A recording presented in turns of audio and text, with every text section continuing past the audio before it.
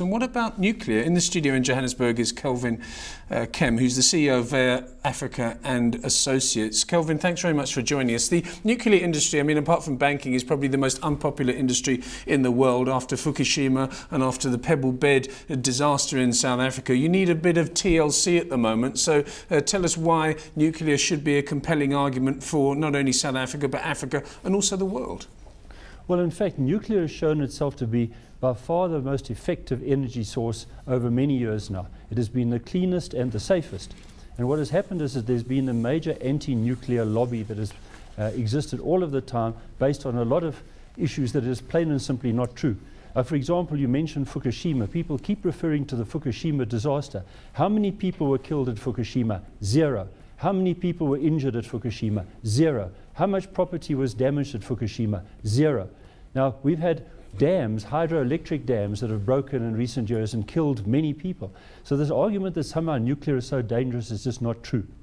Also, nuclear has the potential to grow in leaps and bounds. We talk about wind and solar, but wind and solar, things like that, are absolutely pushing their limits and are being very expensive. I mean, for example, just recently, in the last couple of weeks, Germany has announced the construction of 23 new coal-fired power plants because the wind system isn't working. But the media doesn't tell us that.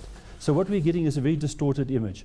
Nuclear is very safe and it's very easy to use, in fact. I must just emphasize now that traditionally we've spoken about large nuclear. That is, nuclear such as Koeberg, which is of the order of 2,000 megawatt size. But what's happening now is that a number of reactors, such as the Pebble Bed type reactors, are coming about that are of the order of about 100 megawatts or so. In other words, about 10% or 5% the size of Koeberg, and which don't need large volumes of water. So you can put these reactors anywhere you like. For example, you could put one somewhere near the Karoo, and you could take shale gas and you could convert shale gas into chemicals. Not only can you use the shale gas directly as electricity, but you can take something like a nuclear reactor and turn it into fuel, such as South Africa is a world leader in the nature of. Kelvin, this is a great fantasy. Now you're talking about digging up the Karoo, getting the shale gas out, having a nuclear reactor there as well. I mean, it's not going to happen. But look, think of something a little bit more practical. Have a look at Koeberg, and Koeberg is probably an old-style nuclear facility. What about something new, something practical, something that's away from people? Because people are going to protest, and they're going to worry about the fact that there's a nuclear reactor right next to their kitchen. So what can we do to actually, number one, get cheap energy from nuclear, and number two, appease the public? Yeah, well, the public need to be informed, and the nuclear authorities have not been good at informing the public over the years. The South African government has announced an extra 9,600 megawatts of nuclear is going to be built. That's large nuclear of the Koeberg type, which will go on the Cape Coast, because virtually all of South Africa's electricity is produced by coal, which is far away in the Mpumalanga coal fields and so on. So we need to produce electricity down at the southern end of the country.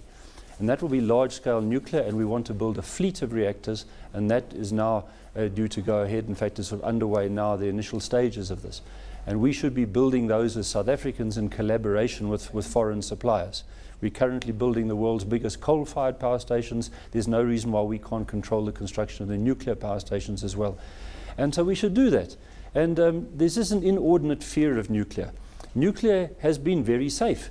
And therefore, it's fine to live there. In fact, there's less radiation now if you put a tent in the grounds of Fukushima than, for example, living in Johannesburg naturally. There's more natural radiation in Johannesburg or in Paarl than there is in Fukushima. So there's just been a large misunderstanding. One great advantage of nuclear as well is that it uses so little fuel. A coal-fired power station, if Koeberg were coal, it would be using something like 6 train loads of coal a day.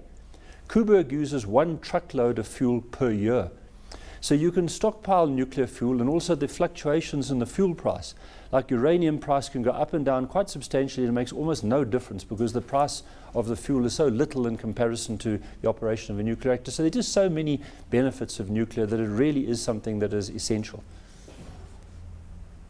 I just want to say one more thing before we go here. I mean, the cost is one thing. I mean, I'm reading this report in front of me now. It says it's going to be 400 billion to 1 trillion, and the fiscus simply cannot absorb that. And what also cannot absorb that is the political system. So if I'm in charge of South Africa now, whatever ministry I'm in, I'm not going to say, well, in 20 years' time, we're going to have these nuclear power stations, because I'm not going to be seen to be benefiting. I'm not going to be seen to be the person that has actually put in this cheap power. So politics is also playing its control here. Very briefly, Kelvin.